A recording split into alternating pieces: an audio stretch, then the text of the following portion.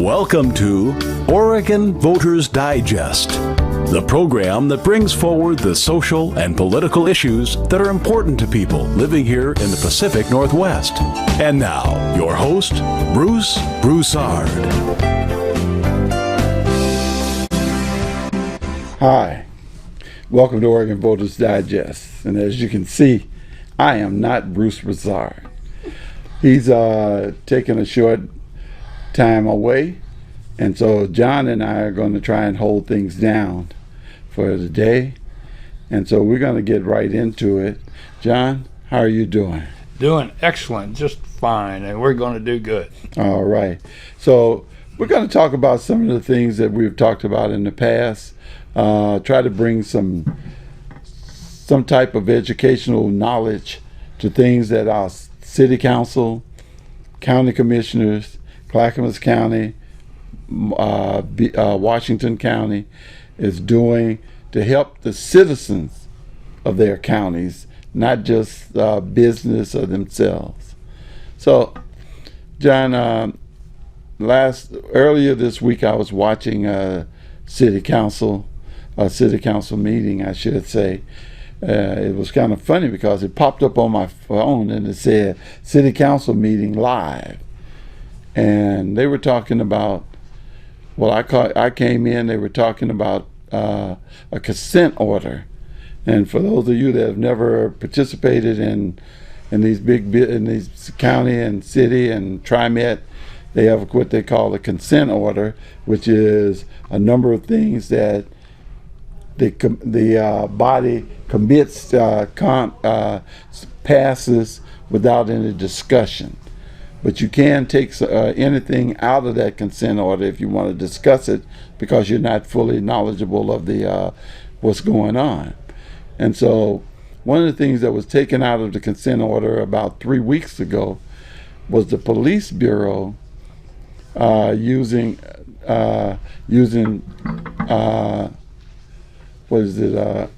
funds that's for transportation. And so one of the city councilors had taken that out and wanted to give more explanation as to how they go about doing that and where the money was going, which I thought was really good. Personally, I didn't know that they could take money from the transportation portion of finance, because money comes in many pots, as we used to say, and that money in that pot is supposed to be used for that particular issue. And in this one, the one thing that caught my attention was when one of the people that was explaining to the city commissioners what they were doing with the money was paying overtime for certain things that was going on. And I was like, wow, we need a city commissioner here to talk about that. Do you have any knowledge of that, or is it right to try to get a city commissioner here? I was on the Multnomah Education Service District Board, and a lot of times they'd start the meeting off with a consent agenda. Right. And most of those were housekeeping items, and the Multnomah County and Multnomah Education Service District Board was really an up-and-up organization. And but all this real tight picking on this thing started with Jimmy Carter. When Jimmy Carter he got elected in 76, became president in 77, and then when the budget came in and started about 78, well, then it was you charged for everything and you paid for everything, and things were locked down. And it was real good for the powers that be, because if they didn't like you or they didn't like your ideas, it's not in the budget, they can't do anything. But they can maneuver it around. But it was the thing is that in this case all these allotments were preset, and so the deal is the chief of police would probably talk to the president of the council and the mayor, the fact that, hey, we're coming short on the overtime money, because all these things were set in different little slots, And so where were they going to get that money? Well, they decided they're going to take it out of transportation. I mean, the deal is, I used to have a '72 Honda Coupe with 10-inch tires. I mean, I'd hate to have that car now. I mean, the chuck holes are just, they're growing like mushrooms in the dark, except for the potholes are in the street in your face. So they can do that. But the thing is, originally wasn't intended to, and the fact that there's so few police officers, and when they have an incident, all of a sudden you got a bunch of people there, and they quickly run overtime. And at least now they're on a time and a half. When they had their special things, war on drugs and stuff, sometimes on overtime was double time and triple time, and they could maneuver how they're going to do things to get in double and triple time. But the fact is that the consent agenda is basically housekeeping stuff that saves a lot of time. And when they're on the up and up, why, it works pretty good. But you had a city councilor decided, well, what is this? And so, but that's what it's about, is the fact that they were running short in one area, and so they were moving it. And because the consular had questioned it, it come to light in the fact that that's the case. And it's a good thing that that consular, whoever it was, did that, because probably the other consulars didn't know anything. They would have said aye, and that was it, and it would just would have flowed through like mush. Yeah, and you know, that was one of the things that happened there. Another thing is, how do the citizens of the community find out about what's going on? Because when looking at that, I didn't see a lot of people that didn't have business there in the room. You know, so I know they have the meetings during the time that most people are working. How do you get the information about what's going on and where your tax dollars are going? Well, you have to talk to a consular in your district if they talk to you, because they have 4 districts and 3 consulars per district. Right. Because you talk to one of them, they can say, talk to him or talk to her, I'm busy. And sometimes you're going to be pushed like chasing a dog chasing his tail. Yeah. And let's face it, our consulars, our city council is pretty leftist. And in fact, that had the milk carton boat race at Westmoreland Park, and I got a chance to talk to one, and I could tell he was not interested in me as a citizen, you know, because he had something else on the agenda. Because he nodded a little bit and he says, I gotta go, because the deal is, we're in trouble. Right. We're in trouble. And that's the thing that you know, I look at, is that we, the people, elect someone and then let them run amok. Yeah. We don't hold them. There's no standard that we hold them to unless they get in trouble and the press report it. And so and if they don't get in any trouble, they run again based on the fact that they've been there before, and everybody know they vote for them. You know, is it the citizens' fault that we end up with bad politicians, or is it the politicians' fault because they began to realize that, hey, I can become a millionaire if I continue to do this? It's the cover up, and a lot of it's the press, you know, because look at World War II. It wasn't until very late in the war that people realized that President Roosevelt was in a wheelchair, because they covered it up. Right. Which is probably good because of the war. But the thing is that they cover for a lot of them, and in fact, we had when I was park supervisor working for the city, and something come up, and one of the other foremen brought something up because the city wanted to do something, and there were a couple reporters wrote that down. Well, the deal is they were cornered after the meeting. You will not report this. So it was something that the citizens would have been interested in. It wasn't too volatile, but sometimes they want no waves. They want to do whatever they want, and they want to have the water as smooth as the top of this table. Right. And that's just well. That's how you stay. That's how you stay in office, because nothing is going on. And so, how do we get the citizens, I guess, to say, hey, what's going on in our community, and what are you doing to improve it? Not what are you doing about it. What are you doing for improvement? How do we get the citizens to stop nagging, in a sense, and start doing the things that we used to do back in the olden days, I call it, where if a councilman or congressman came to a meeting, they didn't run the meeting. We asked the questions at the meeting, and they answered the questions. And they had their henchmen to come up and says, Congressman or Commissioner, you've got another appointment to go to, and they're gone. Right. And this is the old system. Is kind of hard to get rid of a bad incumbent. I think this new system, it'll be hard to keep a good incumbent. So, in fact, the initial election on the ranked choice voting, and I was in that race in District 3, and I survived 12 pass-throughs. Mm-hmm.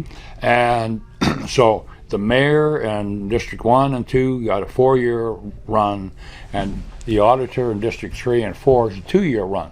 So this November you will see the auditor and 2 and 3, 3 and 4 up for election. Mm-hmm. And maybe I'm going to run. No, I'm going to run. So then Multnomah County is going to go under ranked choice voting.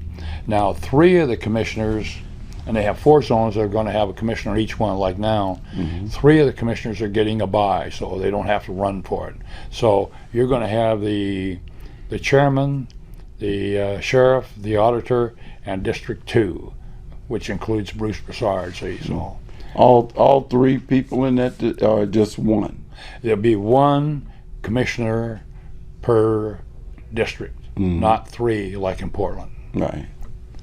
So, and I said when they did it, and I talked to several people, is that they should have 12 districts, so you know who your pigeon is. Right. Now, and they had 3 chances to give the mayor the veto power. Mm-hmm. They did not do that because they had the initial charter for the city to have the veto power. They didn't do it, and they had 2 elections to do that, and they did not. Right. So, in fact, as I understand it, when they were initially picking the president of the charter, he sat there and he had several vote-throughs there, and he sat there because he was when he votes, it's to break a tie. Mm-hmm. And they had a 6-6 deal, and he could have, the first time it was just picked him or her or whatever it was, but he just sat there. Mm-hmm. And so the deal is when you keep doing it a few times, you build up heat. And so the deal is that it probably still got a lot of heat between the counselors. Yeah. Because some people can't let go. Then how did they end up with who they ended up with then? Because they didn't end up with either of the 2 that was running. I don't know how they did that, but the deal is the 2 sides would pick on somebody that wasn't those 2. Mm-hmm. And so, but the thing is that, every time I see him, it's like a deer in the headlights, and every time I see him, it's like the lights get brighter and brighter. And that's what that's what we have leading the county, leading the city. People, it kind of intrigues me in a way when people say, well, they are too political, and so we're going to get somebody else. And I'm going, well, wait a minute, this is a political job. Yeah. Don't you want someone that has an idea of politics in the job? Are you going? So you go out and you get a businessman to run your city. And this guy has no political, very little, I should say, political knowledge, but they understand numbers. Yeah. How does that help the city? Well, because he doesn't have the veto power, the city council could basically do what they want. That's right. See, and so the deal is when something comes up that's really, really, really objectionable, he's got a choice. He could do it or he can quit. That's his choices. And so maybe something come up that he would suffer through it and try to do something better later on. But I could see where he could probably get something to be real bad and just chuck out, because it's the previous system, they said, well, somebody gets elected and they don't have background. Well, you or I could get appointed as a commissioner and they assign some bureaus or even assign the mayor. There's people there, the full-time staff, and they want things to run good, and they're not going to, generally not going to give you bad advice. Right. And that's the thing that I look at is I'm still trying to get my head wrapped around a county that's in debt, a city that's in debt, over budget, and they go out and hire another 14 or 15 people. What's going on? It don't make any sense. Well, a lot of times the deal is when you get up high, the low people you just fire them, but you get up high, you give them a golden parachute, and they float away. They've had several people that have got 6 months to a year's salary just to dance out the door, and so. And they can blame it on the last guy. Oh, it was their fault. It was their fault. And so then you get somebody else coming in, and they try some of the same stuff, or they do make some changes. And it's like in big corporations, they get, the janitor and the receptionist has more commitment to the organization than the CEOs, because they come through sometimes like changing dirty shirts. And when they come in there for their big salary to justify it, they fire a bunch of people, and then there's the ill feelings throughout the whole organization is there, because you don't know if you're the next one to get the shaft. And so it is just you have too much turbulence around there, and it does not work well. And you have people changing it now. You were in the Air Force and you got moved around a few times, and you weren't always the bottom man. And you come in someplace and it's a new air base or something like that, and you have to learn the land and you have to learn the people, and you got that mission to perform, and that's what you're going for. And when I was a guard officer, I went from a platoon leader to executive officer to company commander. Then I went to a new unit. Then they had to learn a new ball game, and there was people that had been there going to help straighten me out, and we would march on. Right. And so they've changed this thing, and you've got people who are administrators who are and the first guy was going to be there for a limited time, and that was all he was going to be there. And some of these people, that's how they come in. Well, I'll be here for 5 years. So it'd be better if you have a system where they come up through the ranks, because they had a lot of that in the previous system, and I had a chance to come up through the ranks, and some of the others come up through the ranks, throughout the entire city. Sure, it's we've all been in situations like that. I remember one where I was working, and the guy told me, he says, I know you want to do a good job, but you got to be here long enough to make sure you get a good pension. And from there I was like, this is not where I want to be, because you're telling me if I do a good job, I have and people don't like the things that I'm doing, I'm out. And it made no sense to me, especially when we were supposed to be helping people. And I look at those that are elected today, And it's like big business rather than a social contract. Yeah. You don't go to big business. Big business get one vote. Yeah. You have to go to your community to win. Yeah. And somehow or another, it looked like most of these people that are elected have left the community out. And they're just trying to please the money. Well, you have a lot of them when they get back there for Congress. They say, well, go along to get along. And like the members of the House of Representatives, they have to spend some time on the phone raising money. Right. Every 2 years. Yeah. Ridiculous. And so they do that. And, you know, the way things are going right now, because, you know, maybe what they need to do, if it's an incumbent, is dump them out and dump them all out. Yeah. And what you'd get, you could dump the entire House and you could dump a third of the Senate. Mm-hmm. And then maybe that'd shake them up. In fact, they were telling me when I was with the city, and the fact is that if the commissioners don't get 85% of the vote, they get nervous. So if you vote against them and they only get 70%, they get to keep their job, but they're saying, wait a minute.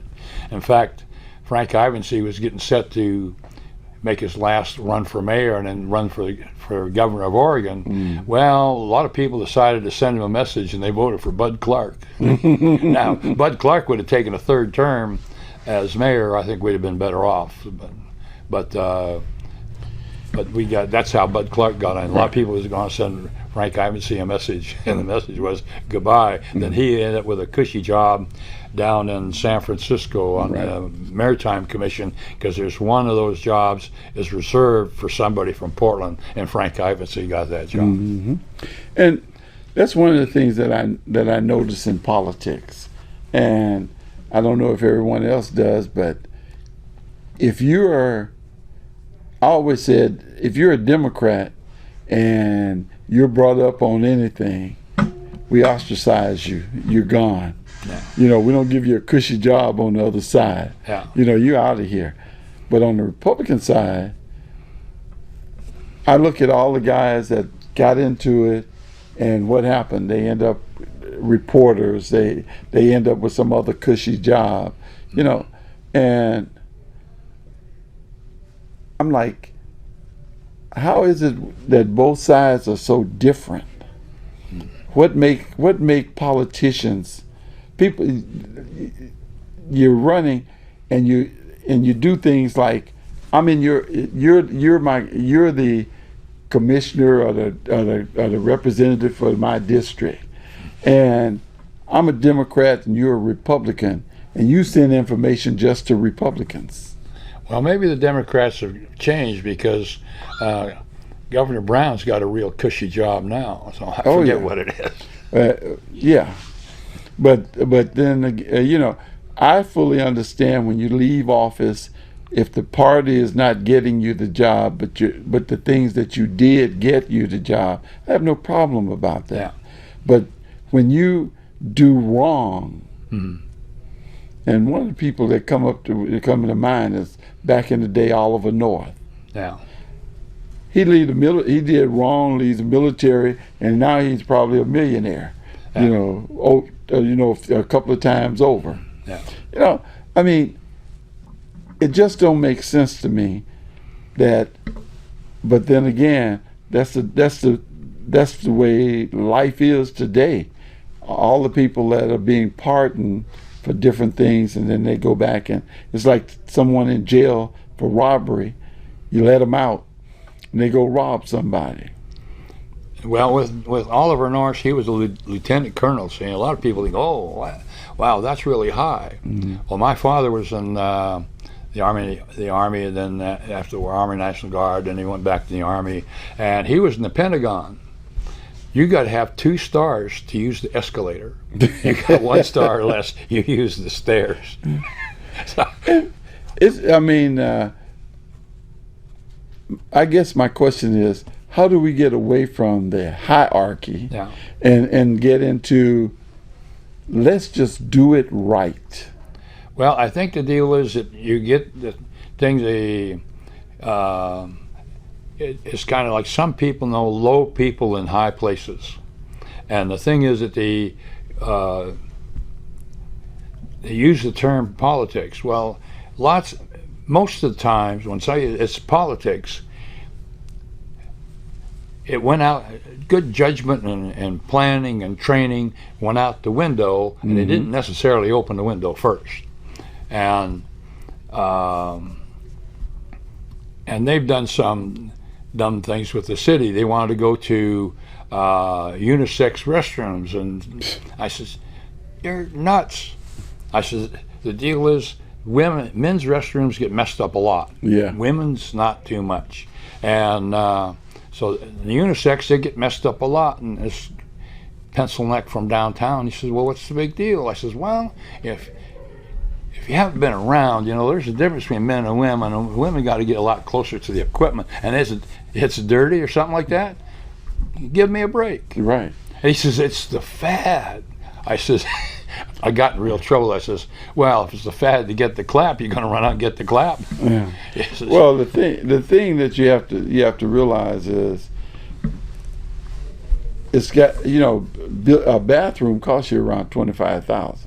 yeah, And so if you go across the city and you say we're going to put unisex bathrooms in, it's going to be a lot of money wasted. oh yeah, And I look, it's cheaper as somebody said, it's cheaper to hire a janitor part-time. And so I'm like, well, why don't we begin to think about things not only financially, but how do I say this without getting myself in trouble is what I want to know. get in trouble.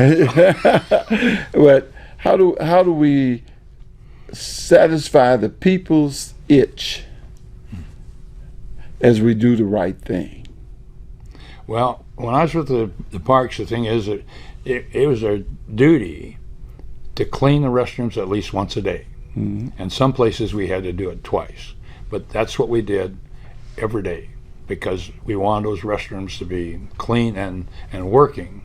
Because, and in fact, my guy on weekends, he went down to Cathedral Park first thing in the morning, see? Well, one day he had something else to do, and the fishermen complained that there was no toilet paper in the restrooms. Well, the deal is they're too cheap to bring toilet paper from home, so they come down to the park to steal the toilet paper. And my guy, Dick Perry, he'd go down first thing in the morning, put toilet paper in there, then about noon he'd go back down and refill the toilet paper containers. The man took it. By the end of the day. And we're going to have those people. Yeah. And you guys have a solution. Yeah. But in today's politics, what's the solution? Yeah. I mean, we're looking at a war. Yeah. And I had a conversation the other day with guys, and the question was, we're at war with people that have been at war for the last century or more. They don't forget. They've proven that they do not forget. Yeah. And they might not be able to beat you, but they can make your life miserable. Yeah. How do we get out of this war and save face? Well, the thing is, if you look at the Muslim world, they were spread by the sword, and all of this is a continuation of the spreading it by the sword. And when you knock them back and they go into truce mode, and I was informed that truce is a Arab word for meaning we'll get you later. Yeah. And it's always coming up, and we're talking about thousands of years. Now, the two big groups is the Sunnis and the Shias, and that happened way back, and you had two princes, and so the deal is they had their own, and they fight each other. And because I had a friend, Saeed, who was from Persia, and he says the saints in one is a devil in the other side. Mm-hmm. So that's why they're fighting. And the fact is that when Iraq and Iran had that Iraq and Iran had that 8-year war, that was their form of birth control. They won't allow for people to use birth control, but they had so many there, and they would actually have the young kids stomping ahead for mine detection. Of course, a lot of them didn't make it, so and of course they were both sides were doing it for God, And the deal is that basically their leaders had them doing this battle is because they had too many children coming up, too many mouths to feed. It gets back to finance. Right. Well, if you know anything about the Bible, and you read about how all of this began. And I don't want to get, really into it because my dad was the preacher, not me. But I remember the story where, I can't remember who it was, but his wife couldn't bear children. Mm-hmm.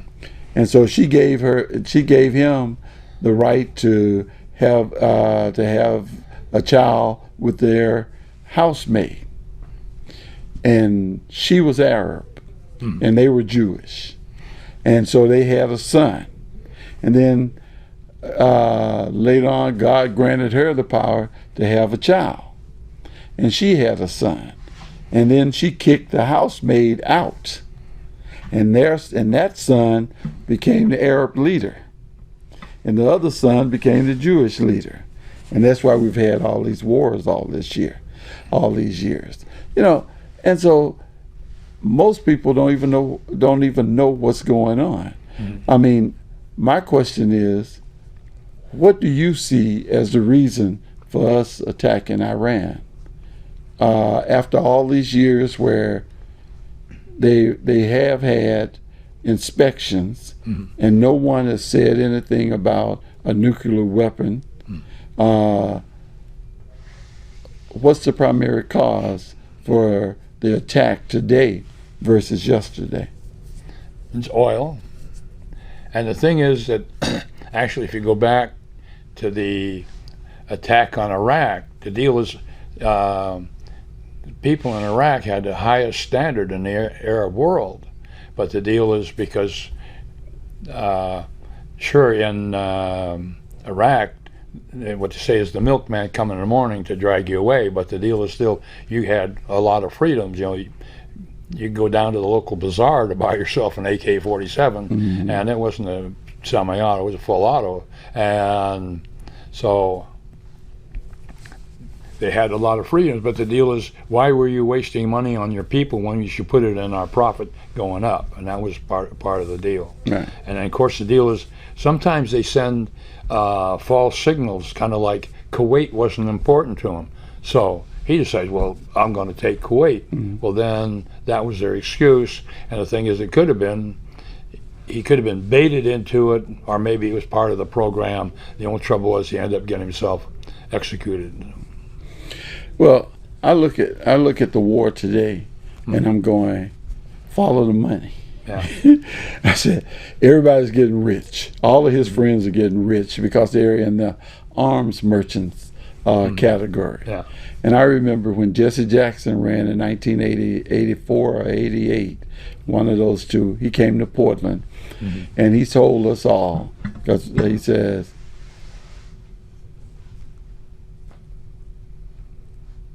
I'm trying to think of how, he said, if you look at things that are being made today that people can use, where are televisions made? And at the time, there was no televisions made in America. No. They're made overseas, And then he asked us about other things. They weren't made in America. He said, what about an MX missile? And everybody looked at each other and kind of laughed. He said, MX missiles are made in America, but they're placed in a silo, or they're placed on wherever they can be launched from. And if you don't have a war, what happened to that MX missile, and when do you replace it? You don't. No. So you got to have a war and use those arms so that you can make money replacing them. That was in the 80s. Yeah. I look at today and I'm going, well, wait a minute. We're the largest, we're the biggest peace merchant. We always screaming peace, peace, peace. Our politicians are, but we're the largest arms merchant in the world. Yeah. So how can you have both? It's a misnomer. You can't be both. And now I look at this war, and I'm going, well, the guy that's leading this war became a 2-time billionaire, but now his sons just became owners of one of the largest manufacturers for drones. So and they just got a contract with the United States government. So what do we have to do? I mean, but the American people don't know this. No. Because nobody's going to go. I shouldn't say nobody, but most people aren't going to go looking for this. And you haven't heard this on the news. Well, you look at television and all that. They keep them real busy watching different sporting events, so they don't watch the news. Right. And the fact that there's newspapers are in a decline, and like the Oregonian is only 4 days a week, and the it used to be the Saturday paper was the thinnest one, and it was thicker than a lot of the papers that come out now, because they're not getting any advertisement.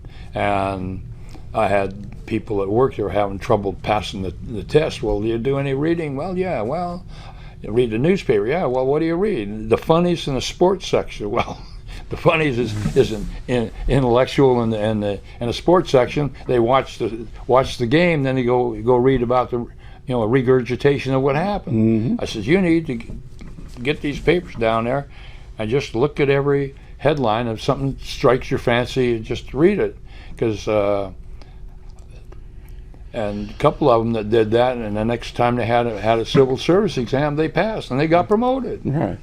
Well, I tell stories all the time about things that have happened in my life. Like when I graduated from the University of Portland, and I wanted to become a teacher, and so I majored in language arts, social studies, and math.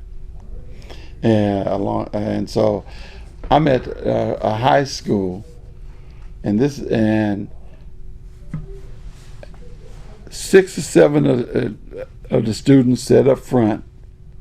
They were taught by the teacher, and the other 12 sat in the back, and all they had to do was keep the noise down. They didn't have to be there. They got credit for being in the class. Well, the teacher was sick, and I was asked to do the class.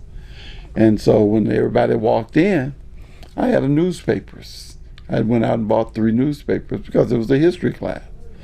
And they walked in. They were going to go to where they normally go. I said, "Oh no, everyone's sitting up front today." And I gave them all a section of the newspaper. And what I found out from that is that those that were sitting in the back, a number of them couldn't read. Yeah. So their parents are sending them to school, and we're dumbing them down. As teachers. And so I helped them along. They got interested enough. I was their teacher for 3 weeks. They got interested enough. They would come in, they would be excited, and they would talk. After my 3 weeks, the teacher came back, and they went right back to where they were. Yeah. Because teachers were not demanding. Yeah. They were just allowing them to do what they wanted to, and they were taking the easy road out. And so I look at it in politics today. Everyone wants to take the easy road. Don't want you to talk about me. I don't want, it's not too many things you can do that's positive that everyone is going to agree with. Someone is going to disagree. But you have to be able to explain why to that person. And we've gotten so lazy, and politicians have, until they don't want to explain why. They just want you to accept it. I know as a union rep, I retired early. And I retired early because of something that happened where I didn't like and I couldn't change, but I didn't have to be a part of it. And that was, if you came to the meeting and you disagreed with what I was presenting, you were labeled a troublemaker. You know, so I didn't like that. And I said, no, they're not a trouble. I remember in a meeting at my office, I said, they're not a troublemaker. They're someone with a different idea. And I got jumped on by the leadership. And 2 months later, I retired. Fortunately enough, I had enough time in that I could. Yeah. And it really drove me into politics because it looked like the people don't have a say-so. We've gotten to the point where it's too much work to try to tell the person that we hire what to do. Yeah. And how do we get it back to where they listen to the people that vote for them? I don't know how we do that. Do you have any ideas? Well, well, look at in the service, you're getting some of these guys that are actually going out there doing their job, and then they're getting court-martialed because they didn't answer the political wherewithal. In the Iraq War, somebody interrupted a event where an adult male was playing with a young male, and they called him in. Luckily, he didn't get court-martialed. In fact, he got sent home early. But the thing is, they said, "Well, you're disrupting our culture." You know, of course, they're not gay. You just ask them. But the deal is, you know, they have that as a policy, and it's the fact that the schools got to demand it. And the fact is that, you know, people don't go to the PTA meetings and they don't go to school board meetings, and of course there was a case down south, and it was on a radio program, and this fellow was being interviewed, and the interviewer and the interviewee they were both black, and they were talking about the effect of law. And so the interviewee says he went into a restaurant one time and a little late, and then question somebody else would allow you to sit with them. So they went over and asked the guy, and he says, this is a guy that he used to fight with in high school, white guy. So he looked at him and said, yeah, come over. So they're sitting there and they're talking about their niceties, and they've been reading the newspaper, and they was grumbling about something going on at the school. And so they discussed it, and so both of them got their people together, and they showed up to the school board meeting, and they called the police. And so the police are coming because there's this riot. All these white people and black people are upset. Well, they went out there and they met the deputy sheriff, and he called the sheriff. Well, the sheriff had grandchildren in this school, so the sheriff come down there with some more deputies, and he says, you will listen to these people because we all have children in this school, and we don't like what you're doing. And so they got straightened out because they got, you know, you get the people together and start talking about their common concerns. They have more in common than difference. See? And so that got solved.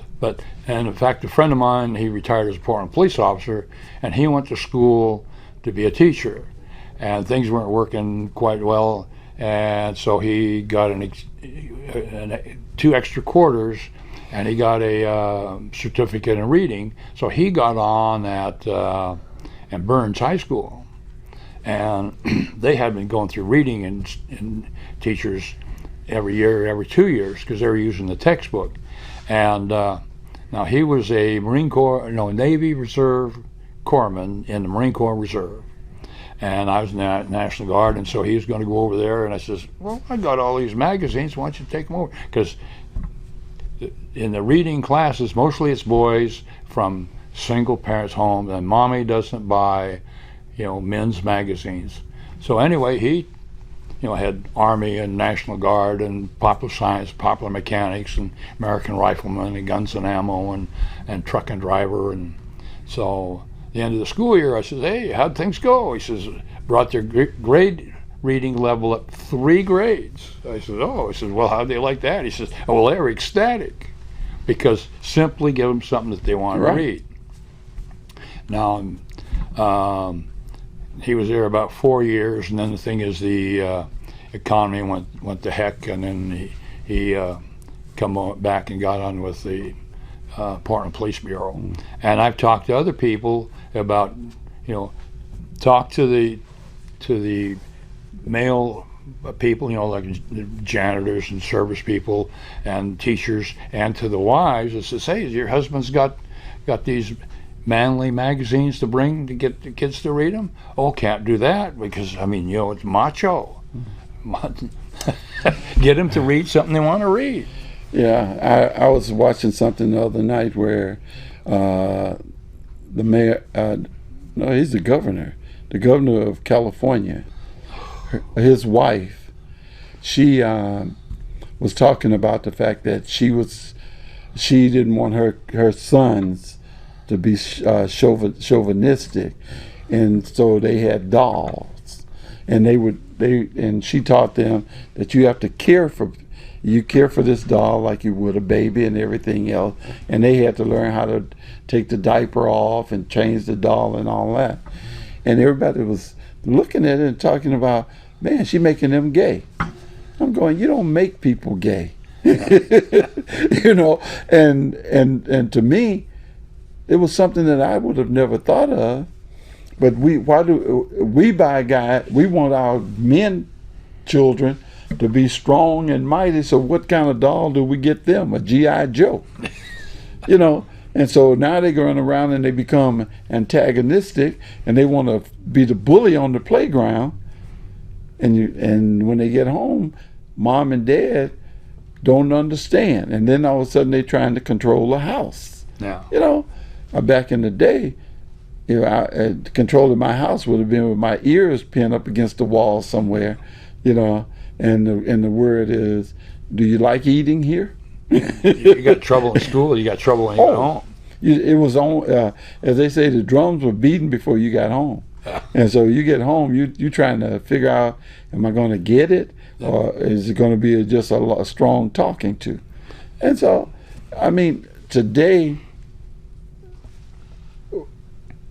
I say the older we get, the lazier we become. We want others to do it. Politics, we want others to do it. Well,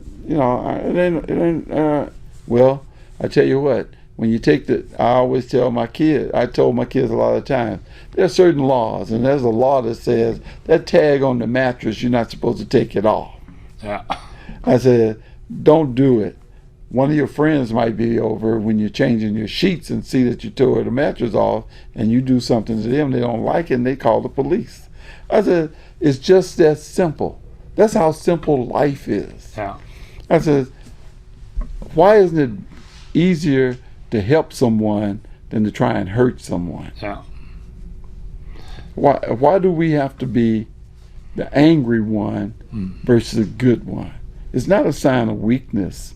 It's a sign of togetherness. Yeah, well, why can't we change the people's ideas in this country?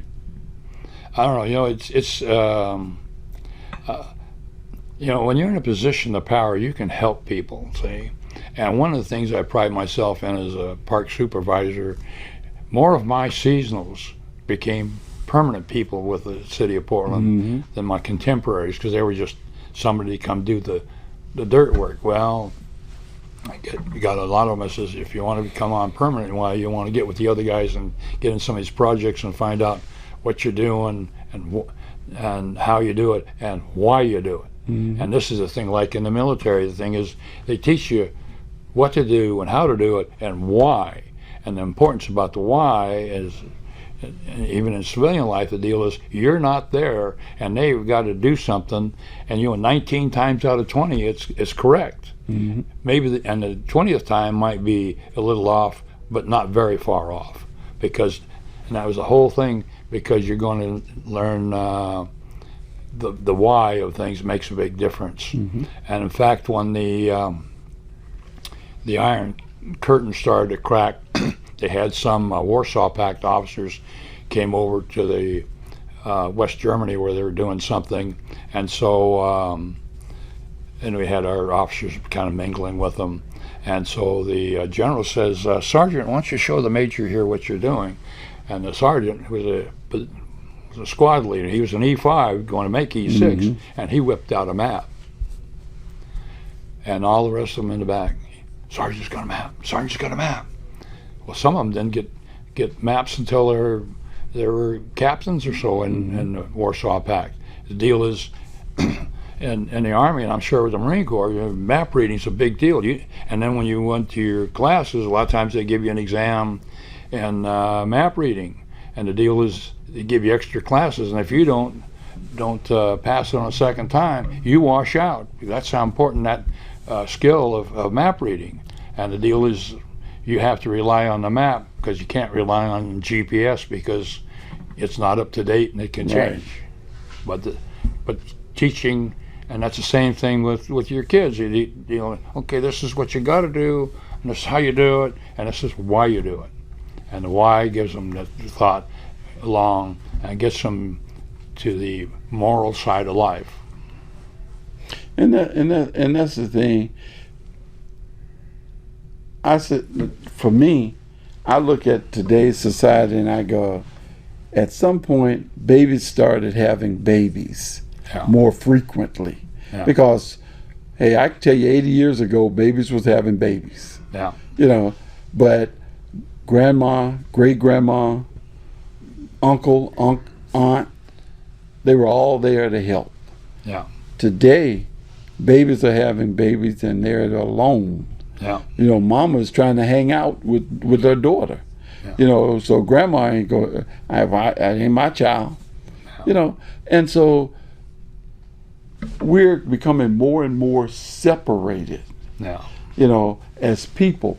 Walking down this, it's really funny because I'm a golfer, and this is something that I noticed.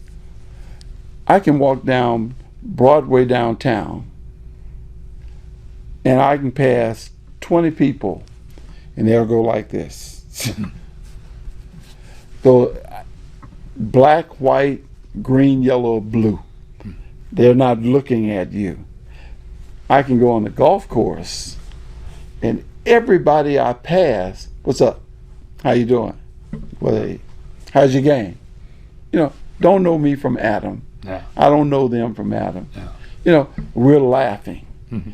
Why is it that there's such a big change when you're in the neighborhood versus you at some event? And I'm talking. I'm not talking color. I'm talking people. Yeah, people. Yeah. How do we get people to say the thing that I told you all earlier I learned in South Africa? Yeah. When Nelson Mandela said to the people in the stadium, we're not Asian South Africans, we're not Indian South Africa, we're not white South Africans, we're South Africans. Yeah. And we must work together to make South Africa great. Yeah. I was at... How do we get that to be American? I don't know, but I was at the Broadway Grill waiting to go in and with a bunch of people, and this guy come along, he was homeless, and I said, "Hey, how are you doing today?" He stopped and come back and thanked me for acknowledging him, and we shook hands. Mm-hmm. And I says, "Hope you're doing good today." He says, "Today got better." And so that's the thing, is that we need to, like you say, is acknowledge each other. And that's the thing, is in other types of things, because I say hi to people. How's things going? Nice day. And today was a nice day. So. Yeah. And that's the thing. Is it television? Too much television? Is it too much hearsay? Why is it that we can't get, I'm going to say it in this manner, we can't get blacks and whites together. We can't get other cultures, other nationalities to accept each of us as one, You know, how do we get people to say, I live in America, we're all going to be Americans? Not, I'm in America, but I'm from France. And I got to bring and my culture is better than this culture. You know, how do we stop the competition? Especially when you want to live here. Yeah. You know, evidently over there wasn't as great as you were saying it was because you moved. Well, and that's true. And you know, one of the things is that our country has the Bill of Rights. No other country has that. Right. Now, another thing, you know, you might be kind of anti-police, but the deal is you get arrested, they have to charge you in 3 days. Mm-hmm. In Germany, a free country, they can hold you for 2 years without charging you. Yeah. They just dump you on the street. Look at Northern Ireland. When somebody say that you were in an IRA, they had people held without charges for over 20 years. You know, this is the best country, and right now we're living in the best part of the country. But that's the thing, is that people have to realize we really got it good, and we need to appreciate it and inform each other that things are really good. Well, things for me, I say things were better. You know, we're breaking down, and when you allow one person to dictate everything that's going to happen, you got a problem. Especially when you got millions of people, and especially when you're supposed to have a system in place. And that system say you have 3 branches of service. You got the executive, the legislative, and the judicial. And they're supposed to protect the people. Yeah. They're supposed to tell you when you're wrong, and they have laws for what happens to you when you're wrong. They're supposed to do good for you, and give you an opportunity to be the best you can as you make the country the best it can be. Yeah. Are we doing that today? Well, That's the actually, question. the judicial system is letting you down. There was a case where it was a bad law and somebody got arrested, and the judge says, well, I can't do anything because my hands are tied by the law. No, you're the judge. You could throw it out. In fact, there was a case in New Jersey. A woman had bought a pistol when they had a 15-round limit. Well, they changed it to 10 rounds. Well, she didn't keep up on that. 3 guys invaded her house, and she got the last guy with the last shot. And they wanted to get her on for having a bad gun. Right. See, and then but the judge threw it out. Well, you know, we've talked past hour about all the positive and some of the negative things that are going on in this country. I'm going to say to the people, we have to get involved. Yeah. We're going to be bringing you a number of things, and we're going to ask you to continue to watch us, tell your friends about us, and John, it was a pleasure. Yeah, always good. All right. Hey, you guys have a great day.